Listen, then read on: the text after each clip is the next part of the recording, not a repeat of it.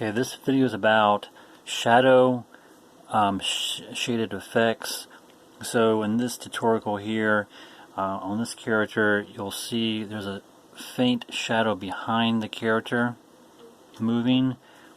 There's a faint shadow right in this location right here, and I will show you so you can see it right here on the side, the shadow. That was created using like a shadow shader effect. It's done by code, and I will show you how I did that. So it will cut down on your file size, and this also you could do a shadow shader effect like this, like for bird's eye view games, looking down at buildings, stuff like that, have a shadow effect on the side. So let me show you how to do that. Okay, so there's a script in here called draw_shadow, and basically it says draw_sprint_ext, sprint index, comma, image index, comma, x, argument 0, y, argument 0, image x scale, image y scale, image angle, c_dk gray, and argument 1. So this pretty much helps build the shadow effect behind the character. You could change this right here. This is a color right here. The c_dk gray. You could change this to like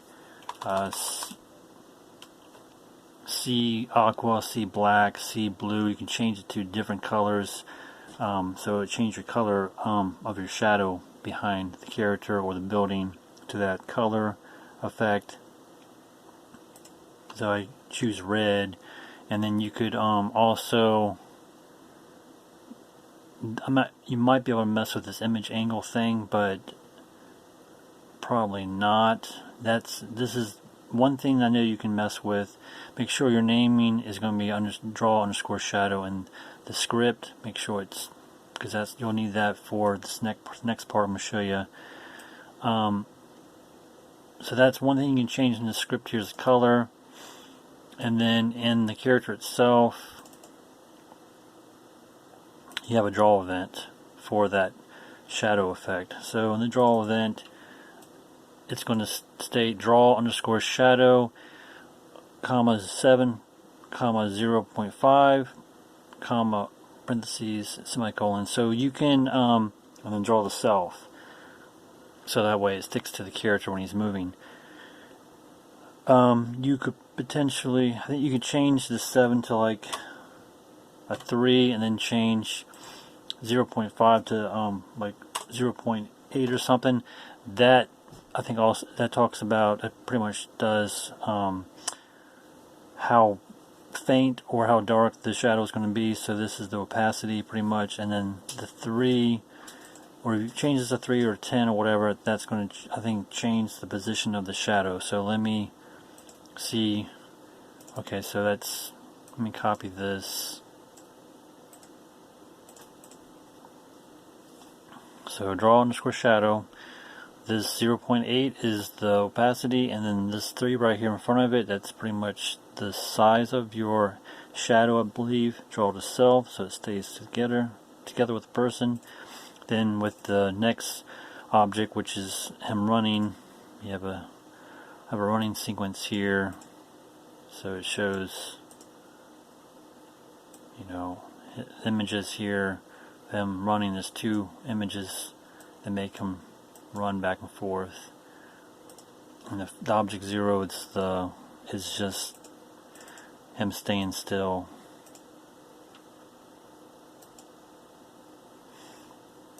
Alright, so let me go back to object 5.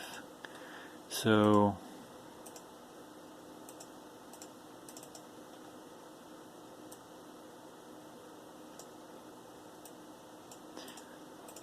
make sure that you stay consistent with your draw shadow. So with object 0, it's 3, 0.8. So I'm going to copy that and then put that in The object 5, the same consistency base. So like I said, object 5 gets the same treatment. Draw underscore shadow and draw underscore self.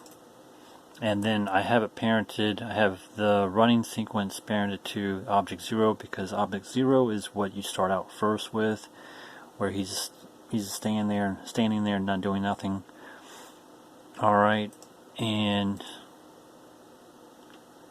let me see what happens.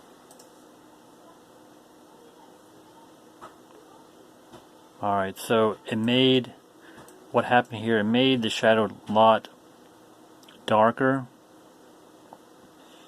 and I don't see it turn red though, that's the thing. So let me do it one more time here. Let me just change,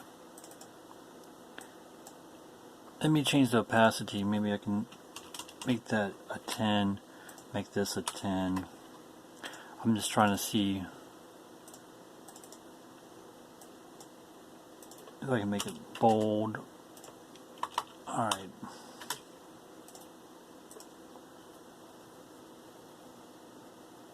Alright, see, now you can see a difference here. Now you can really see the shadow take shape here behind the character.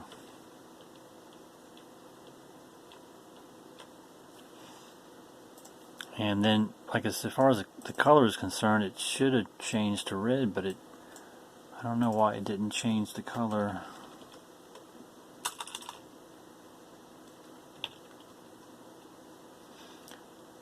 Let me do a green.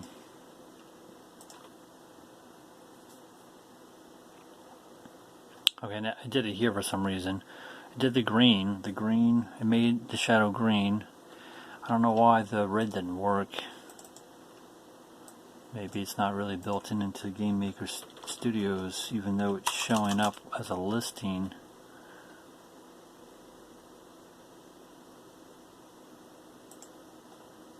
Blue. And again, it could be the background I have set up too. See, it made it blue. So you can play around with it. So basically, you can basically make the shadow transparent, or you can make it solid like I have it here. And you can also push the shadow forward, or you can push it more back so you see less shadow. So that's the two things you can do with it. I don't know how to make this shadow go down here below his legs, you know. So maybe this shadow would be great for a wall sequence for a character, or like I said, if you do a bird's eye view, you can show a shadow effect on the side of the building. So if you want to do a shadow effect on the bottom here, like a circle, like a oval circle when he's moving, I would just add the shadow to the animation of the character. That's what I would do. It would go up more in file size, but that's the only way I know how to do it, because I've tried to play around with it using deactivate and activate images for the shadow effect, because while you're running you want to show the shadow at the bottom, but then if you jump up in the air you want it to be deactivated. You don't want to see the shadow at the bottom, and so I treated that as a separate object compared to the character, and just basically had it tied together, as I talked about in my previous video with hitting boxes, how I attach one image to the next when it's moving back and forth. So I try to play along with, do the same effect with the shadow on the floor attached to the character. That worked fine. When I ran, the shadow went with the character, but when I jumped and went back, it deactivated, and when I went back down, you saw the shadow jump from where he was positioned before and then went back to where he was when he landed. So I'm not able to show you that video on the shadow. So this is the shadow that works great for PC and for Android. So you can experiment with it. And everything else here I've already talked about in my previous videos. It just talks about the positioning where he starts out at direction 0, because he's standing there, and then this alarm. This alarm doesn't need to be in there for this, but you have the right and release buttons for the character to move. So I'll take this stuff out because you don't need that. I was demonstrating on my Android device using alarm systems to make it look like it's so he's moving after so many seconds of standing there. So I'll fix this GMX file up for you, and then you can download it and just play around with the numbers here for the draw shadow. Make sure if you change it on one object, you change it on the next so it stays consistent. And then you can also change the color here. And you may be able to mess with this image angle thing where you could potentially try to position it below the person's feet, but I don't think you can really mess with this image angle thing. It's just the color for the most part. And everything else, all this other coding, I think pretty much just talks about where's the position, where you want it positioned at on the character. And then, like I said, the real code where you can mess with it is going to be in the draw events right here, and the color effect in the script. The wall is just nothing here, it's just a wall, doesn't do nothing, just a background image, floor. And you have the right and the right press and the release right, which I talked about.